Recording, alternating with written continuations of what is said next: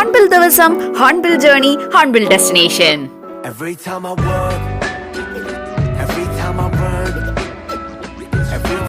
ഒരു magical place ആണ് hornbill. പ്രകൃതിയാൽ അനുഗ്രഹിക്കപ്പെട്ട സ്ഥലം, അതാണ് നാഗാലാൻഡ്. മലനിരകളാൽ ചുറ്റപ്പെട്ട സ്ഥലം.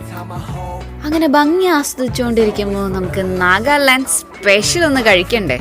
ഇതാണ് സിൽക്ക് വർം സ്റ്റിർ ഫ്രൈ. നാഗാലാൻഡ് വന്ന അന്ന് തുടങ്ങി ഞങ്ങൾ കേൾക്കാൻ തുടങ്ങിയതാണ് സിൽക്ക് വർമിനെ പറ്റി. ഇതൊരു കോമൺ ഫുഡാണ് ഇവിടുത്തെ.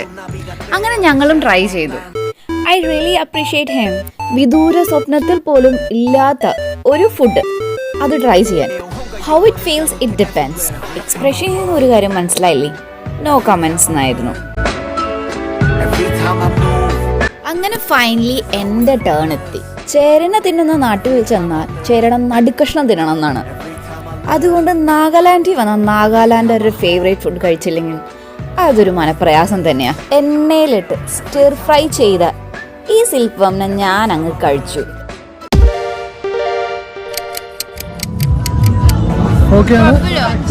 അങ്കാമി ഫുഡ് കിട്ടുന്ന കടയുടെ ഫ്രണ്ടില് ഡിസ്പ്ലേ ചെയ്ത ഒരു മെനു ആണിത്. എല്ലാവരുടെയും മനസ്സിൽ ഒരു കാര്യം ഇവിടെ ഉണ്ടാവും, പട്ടിയിറച്ചി ഒരു കഴിക്കൂ. അതിന്റെ ഉത്തരം ആ മെനുവിലുണ്ട്. ഇത് നമ്മളെ പോലുള്ള ടൂറിസ്റ്റുകൾക്ക് വേണ്ടിയുള്ള ഫുഡാണ്.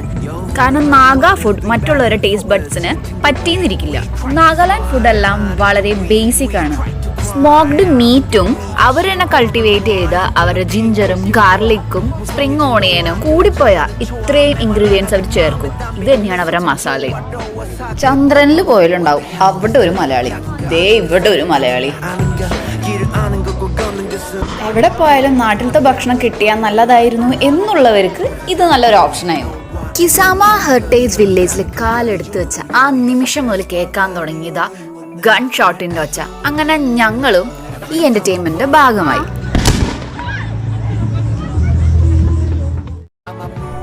ഇതാണ് 120 വാട്ടിന്റെ ചിരി. അങ്ങനെ ഷൂട്ടിംഗ് എന്റർടൈൻമെന്റ് ഒക്കെ തകൃതിയായിട്ട് നടന്നു. അങ്ങനെ ചുറ്റിക്കറങ്ങി ടയേർഡായപ്പോ ഒരു കോഫി കുടിക്കാന്ന് വിചാരിച്ചു. ഒപ്പം നല്ല കിടിലൻ ബ്ലൂബെറി ചീസ് കേക്കും. സമയം 2:30 or 3 ആയിട്ടുള്ളൂ. പക്ഷേ കാണുമ്പോൾ ഒരു 5 or 6 ആയ ഒരു പ്രതിനിധി നമുക്ക് തരും. One thing is really remarkable about Nagaland. വളരെ നീറ്റ് ആൻഡ് ക്ലീൻ ആണ്. അങ്ങനെ ഈവനിങ് കൾച്ചറൽ ഇവന്റ്സിനായി ഒരുക്കങ്ങൾ തുടങ്ങി.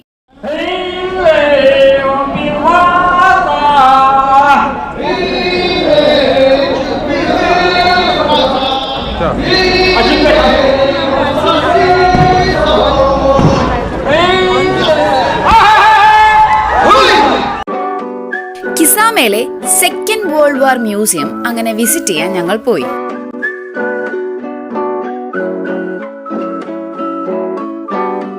ഇതാണ് hornbill artist corner. Let's go inside.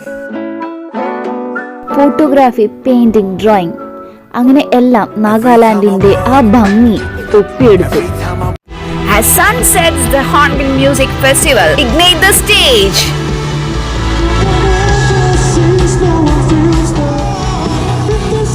As sun sets, the temperature goes down tremendously. പക്ഷെ ആൾക്കാർക്ക് ഇതൊന്നും ഒരു വിഷയമല്ലായിരുന്നു. കാരണം അത്ര അടിപൊളിയായിരുന്നു മ്യൂസിക് ഫെസ്റ്റിവൽ. ഓരോ കൺസേർട്ടും ഒന്നിനൊന്ന് മെച്ചം.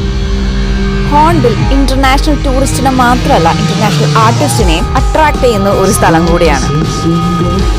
ഇന്റർനാഷണൽ ആർട്ടിസ്റ്റ് പെറുവിൽ നിന്നും സൗത്ത് കൊറിയയിൽ നിന്നും വന്ന് അവർ നമ്മുടെ അഡ്രിനാലിൻ റഷ് കാരണമായി. Thousands of people are enjoying the best time of their life in the Hornbill, dancing, singing their hearts out, even in freezing climate.